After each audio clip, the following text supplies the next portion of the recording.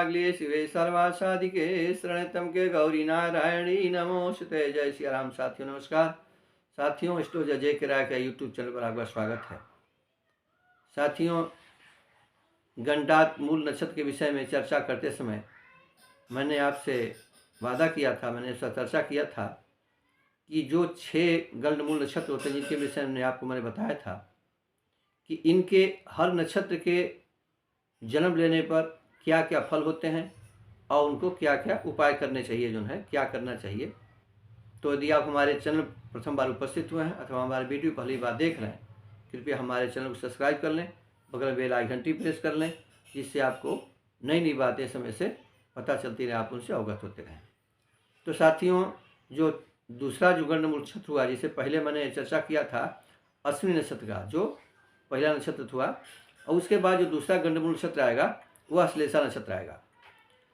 तो अश्लेषा नक्षत्र कर्क राशि और नक्षत्र स्वामी जो बुध हैं, इनके अश्लेषा नक्षत्र में जन्म लेने पर चारों चरण में अलग अलग क्या फल होंगे, आइए आपको मैं बताता हूँ। तो साथियों, ये अश्लेषा नक्षत्र में जन्म लेने वाले बच्चे प्रायः बहुत चंचल होते हैं और बहुत बुद्धिमान होते हैं। चतुर्बुद्धि उनकी होती है, लेकिन उनकी प्रकृति जो होती है परिवर्तनशील होती है, भ्रमणशील होती है। परिवर्तनशील का क्या हुआ कि मतलब उनको एक आपने टास्क दे दिया, या आपने कह दिया कि आपको सब इंस्पेक्टर बनना है, तो लड़के ने सब इंस्पेक्टर तो बना लिया, लेकिन वो अंत में ज्वाइन नहीं करेगा, वो अपना व्यवसाय बदल देगा। मतलब उनके एक चेंजिंग की प्रवृत्ति होती है। कुछ दिन बाद वो पता लगा कि सब इंस्पेक्टर के बाद वो चला गया दूसरे विभाग में चला गया। मतलब किसी ने कोई दुकान खोली, वो दुकान खोल के दूसरे व्यवसाय में चला गया। तो यह परिवर्तनशील नक्षत्र, परिवर्तनशील स्वभाव इसी को कहते हैं कि एक चीज में वो लगातार टिके नहीं रहते हैं, वो बदल लेते हैं अपना। उनका विचार कुछ और है, कुछ दिन बाद उनका विचार कुछ और हो जाएगा। ये तो समग्र मतलब कि अश्लेषा नक्षत्र का फल हुआ। अब प्रथम चरण में जब जन्म होगा तो विशेष दोष नहीं माना जाता है, अर्थात प्रथम चरण में जो जन्म हुआ उसका दोष विशेष नहीं होता है। दूसरे चरण में जो जन्म होता है तो पैतृक संपत्ति की हानि उसके माध्यम से होती है, और वह जो संचित धन होता है परिवार का, उसके माध्यम से वो व्यय अक्सर हो जाता है। और तीसरे चरण में अगर जन्म होता है अश्लेषा नक्षत्र के, तो वह क्या होता है कि माता पिता के लिए, दोनों के लिए वो बच्चा कष्टकारी होता है। और जब चतुर्थ चरण में जन्म होगा तो विशेष रूप से पिता के लिए अनिष्टकारी होता है। तो अब साथियों, इन नक्षत्रों में जो जन्म लेने के विषय में हमने आपको बताया था कि जो फल हमने या तो समग्र बता दिया और चारों चरण में जन्म बता दिया।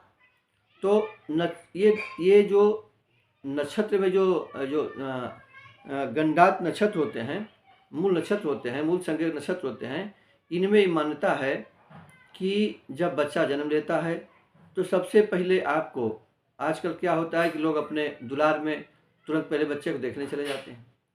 सबसे पहले प्रसव होने के बाद, बच्चा जन्म होने के बाद आपको अपने पुरोहित से, अपने पंडित से, अथवा आजकल तो आधुनिक ज़माना है कंप्यूटर के माध्यम से, आप यह देख लें कि क्या बच्चा कहीं मूल नक्षत्र में तो नहीं है।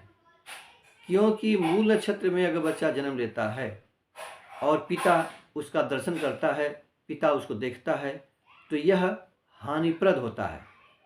इसके लिए व्यवस्था की जाती है कि जिस दिन जन्म हुआ उसके 27वें 28वें दिन बाद, अथवा 27वें 28वें दिन वह नक्षत्र घूम करके पुनः आ जाता है। प्रायः देखा जाता है कि चंद्रमा एक दिन एक नक्षत्र में रहते हैं तो 27, 28 दिन का एक पखवाड़ा होता है। एक पखवाड़ा मतलब 14 दिन का हुआ, 15 दिन का हुआ, और एक पखवाड़ा 15 दिन का। इस तरह से होता है।